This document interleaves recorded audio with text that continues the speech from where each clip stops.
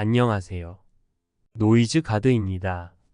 이번 영상에서는 경계성으로 짖는 경우와 분리불안으로 짖는 경우에 대해 말씀드리도록 하겠습니다. 본론으로 들어가기 전에 저번 영상에서 강아지를 교육하기 전 견주님들께서 꼭 알고 계셔야 하는 내용에 대해 설명을 해드렸습니다. 두 영상을 꼭 함께 시청해 주시기 바랍니다. 본격적으로 경계성 짖음에 대해 설명드리겠습니다. 우선 강아지가 경계성으로 짖을 때는 두 가지를 확인해 주셔야 합니다. 주거 환경과 주도권 이 두 가지를 확인할 필요가 있습니다. 먼저 강아지가 주로 앉아 있거나 누워 있는 공간이 외부 자극에 쉽게 노출되어 있는 곳이 아닌지 점검할 필요가 있습니다. 예를 들면 창가, 현관문 입구와 같은 곳이라면 외부 자극에 노출되지 않는 곳으로 강아지 하우스를 옮겨주세요. 만약 여건상 노출이 될 수밖에 없는 곳이라면 둔감화 훈련을 진행해 주세요. 둔감화 훈련이란 강아지가 민감하게 반응하는 자극에 대해 긍정적인 보상을 주어 민감도를 낮춰주는 훈련을 말합니다. 예를 들면 강아지가 벨소리에 경계성 짖음을 보일 경우 벨소리를 일부러 내고 짖기 전에 간식을 주는 방식으로 과거에는 부정적으로 받아들이던 자극들을 긍정적으로 받아들일 수 있도록 훈련하는 것을 말합니다. 두 번째, 주도권을 확인해 보시기 바랍니다. 확인하는 방법은 강아지의 입을 몇 초간 가볍게 잡아보시는 것입니다. 강아지가 가만히 있는지 빼거나 으르렁거리는지 확인해 주세요. 단, 입을 잡는 행위는 너무 자주 하지 않는 것이 좋습니다. 강아지에게 다소 언짢은 행동일 수 있기 때문입니다. 만약 가만히 있다면 견주님에게 주도권이 있을 가능성이 높습니다. 이럴 때는 본인의 역할이 경계라고 생각하기 때문에 경계성 짖음이 나타나는 것으로 견주님이 강아지가 반응하는 자극이 발생할 때 미리 먼저 가셔서 확인하는 척을 해주시면서 강아지에게 손바닥을 보이며 괜찮아 라고 해주신다면 그것만으로도 강아지는 짖는 것을 멈출 수도 있습니다. 입을 잡았는데 빼려고 하거나 으르렁거릴 경우 주도권을 강아지 스스로가 가지고 있다고 생각할 가능성이 높습니다. 보통 이런 경우 짖음 이외에도 많은 문제를 겪고 계실 가능성이 높습니다. 주도권을 빼앗긴 이유와 해결 방법에 대해 말씀드리겠습니다. 1. 일관성 없는 훈육. 훈육 방식이 일관되지 않으면 강아지는 혼란을 느끼고 주도권을 잡으려고 할 수 있습니다. 따라서 가족 구성원 모두의 일관성을 가지고 훈육하셔야 합니다. 2. 지나친 애정 표현.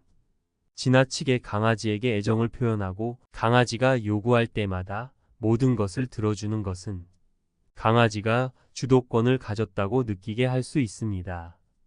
강아지가 지나치게 요구할 때 무시하는 것이 중요합니다. 강아지가 조용해질 때까지 기다렸다가 원하는 것을 제공하세요. 요구성 짖음에 대한 해결 방법은 이전 영상을 참고해 주십시오. 3. 규칙 없는 생활. 강아지가 언제 어디서나 자유롭게 행동할 수 있도록 하는 것은 주도권을 빼앗길 가능성이 높습니다. 정해진 시간에 식사, 산책, 놀이를 제공하세요.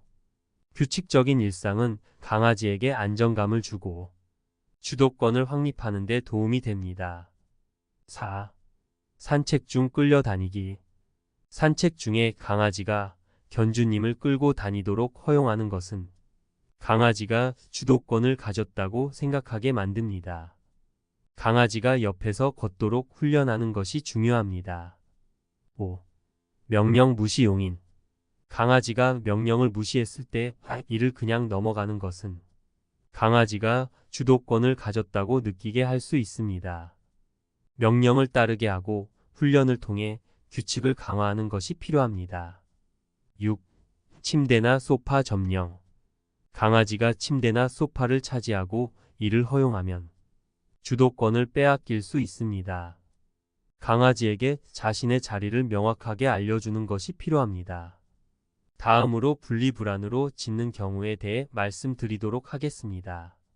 분리불안은 강아지가 견주님이 눈앞에서 사라지게 되면 불안해하며 낑낑거리거나 짖는 행위를 말합니다. 분리불안을 해결하기 위해서는 세 가지를 해주셔야 합니다. 하우스 교육, 거절 교육, 노즈워크 놀이. 첫 번째, 하우스 교육에 대해 설명드리겠습니다. 강아지는 주인님의 곁을 안전한 장소, 편안한 장소, 자신이 있어야 하는 장소로 인식하고 있는데 자신의 안식처가 사라지니 불안해하는 것입니다. 그렇기 때문에 강아지가 편안해하는 장소를 강아지 방석 또는 캔넬로 바꿔주셔야 합니다. 교육을 시작하시기 전에 강아지가 흥분해 있다면 차분해질 때까지 기다리셨다가 교육을 진행하셔야 합니다. 그래야 교육이 가능합니다. 하우스 교육 방법은 하우스라는 소리와 함께 손짓으로 강아지 방석 또는 캔넬을 지시합니다. 강아지가 방석에 와서 앉거나 엎드리면 간식을 줍니다. 이 훈련을 틈틈이 해주셔서 강아지가 하우스를 편안하게 느끼도록 훈련시켜 주세요. 두 번째, 거절 교육.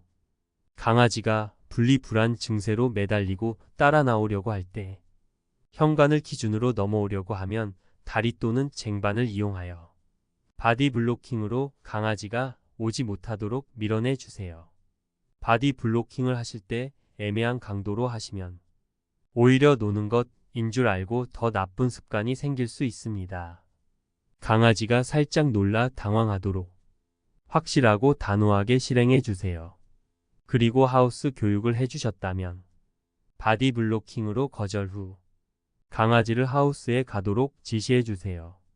만약 강아지가 바디 블로킹을 당하고 간식이나 밥을 안 먹을 경우 거절 교육은 잠시 중지해 주시고 간식을 이용한 교육을 위주로 진행해 주세요. 세 번째, 노즈워크 놀이. 노즈워크는 강아지들이 후각을 사용하여 간식을 찾는 놀이입니다. 3개에서 5개 정도 손수건, 양말, 수건 등을 이용하여 가볍게 매듭을 매고 그 안에 간식을 넣어 주십시오. 강아지가 잘 풀지 못하고 쉽게 포기한다면 매듭을 느슨하게 만들어 난이도를 낮춰주세요. 반대로 너무 쉽게 푼다면 금방 질릴 수 있기 때문에 매듭을 세게 묶어 난이도를 조절해 주세요.